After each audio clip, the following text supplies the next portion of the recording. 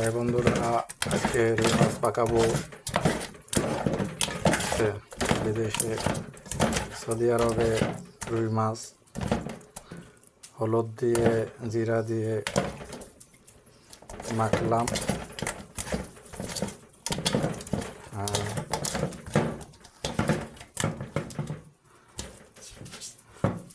একটু লবণ দিলাম,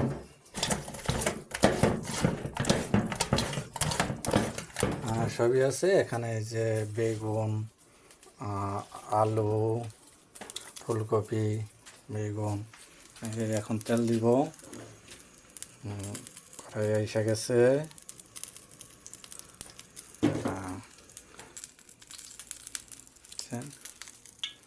সবাই সবাই দেখো বন্ধুরা, কিভাবে আজকে পাক হচ্ছে। এখন মাছ দিব শেষে। রুই মাছ, এটা আমার খুব প্রিয় মাছ।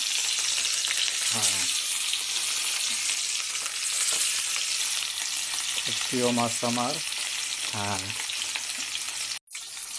এখন হয়ে গেছে মাছ ভাজি। কেন কালারটা অনেক সুন্দর হয়েছে না? যার প্রিয় খাবার এটা তারা জানান। কী করব, এখন ছেলে মানুষ হয়ে রান্নাবাড়া করছি, কারণ প্রবাসীদের এটাই একটা মাছ ভাজি হয়ে গেছে। এখন ফুলকপি ভাজি করব, কারণ কিসের জন্য এটা ভালো লাগবে আর কি বেশি। ফুলকপিতে একটু দিছি, হলুদ দিছি, একটু জিরার পাউডার দিছি। এখন তেল দিছি। তেলটা ভাজি হলে তারপরে দেব আনাজ।